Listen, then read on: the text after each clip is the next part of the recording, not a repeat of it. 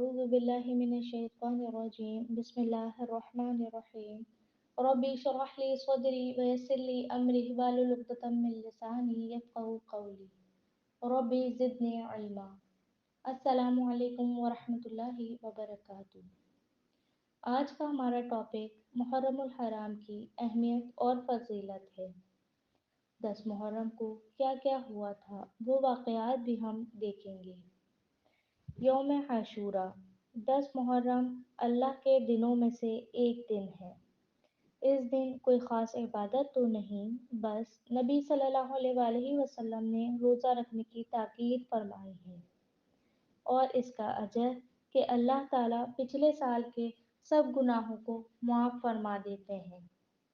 اور 10 محرم کے ساتھ ایک دن پہلے یا ایک دن بعد کا روزہ رکھنا چاہیے تاکہ یہود کی مخالفت ہو۔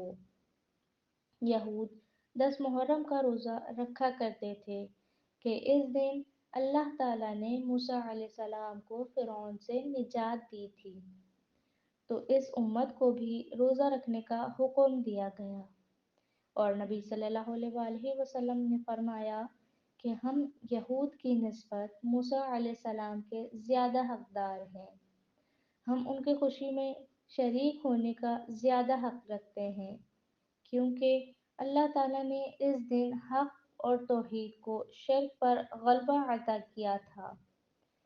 تو جو مسلمان 10 محرم کا روزہ رکھے تو ساتھ 9 محرم کا بھی روزہ رکھے تاکہ یہود کی مخالفت ہو، اور جو 9 محرم کا روزہ نہ رکھ سکا وہ 10 محرم کے روزے کے ساتھ 11 محرم کا روزہ رکھے۔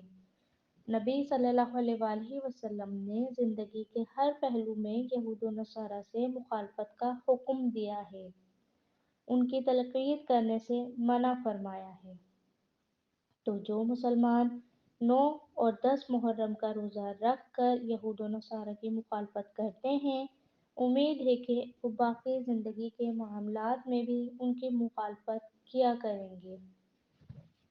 محرم الحرام اسلامی سال کا پہلا مہینہ ہے۔ اس ماہ کو محرم اس لیے کہتے ہیں کیونکہ اس میں جنگ و قتل حرام ہے۔ یہ مہینہ بڑا ہی بابرکت اور معظم ہے۔ محرم کے معنی تعظیم کرنے کے بھی آتے ہیں۔ اس مہینے میں روزہ رکھنے کی بہت فضیلت ہے۔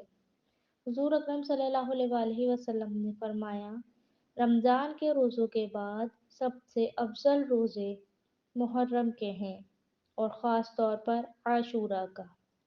مسلم سے لی گئی حدیث ہے۔ تاریخی اعتبار سے بھی اس مہینے کو خاص اہمیت اور فضیلت حاصل ہے۔ عاشورہ یعنی 10 محرم کا دن بھی بہت معظم ہے۔ میں آپ کے سامنے کچھ واقعات بیان کرتی ہوں جس سے اس دن کی اہمیت کا اندازہ ہوگا۔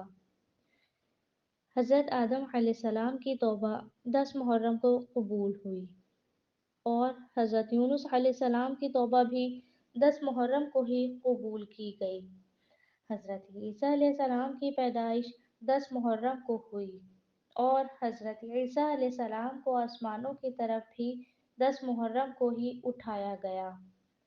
حضرت ابراہیم علیہ السلام بھی 10 محرم کو پیدا ہوئے۔ حضرت ابراہیم علیہ السلام کو آگ میں جب ڈالا گیا اور وہ آگ اللہ کے حکم سے ٹھنڈی ہوئی، وہ دن بھی 10 محرم کا ہی دن تھا۔ عرش، زمین، سورج، چاند، ستارے اور جنت کو بھی 10 محرم کو ہی بنایا گیا۔ 10 محرم کو حضرت موسیٰ علیہ السلام اور ان کی قوم کو فرعون سے نجات دلائی گئی، اور فرعون کو سمندر میں 10 محرم کو ہی غرق کیا گیا۔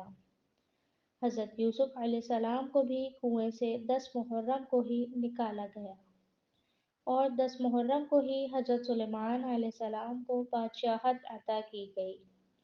10 محرم کو یعقوب علیہ السلام کی بینائی واپس آئی، اور اس دنیا میں ہونے والی پہلی بارش بھی 10 محرم والے دن ہی ہوئی تھی۔ حضرت داؤد علیہ السلام کو تاج بخشا گیا 10 محرم والے دن، اور حضرت نوح علیہ السلام کی کشتی جو ٹھہری تھی وہ بھی 10 محرم والے دن ہی ٹھہری تھی۔ اور قیامت بھی 10 محرم والے دن ہی برپا ہوگی۔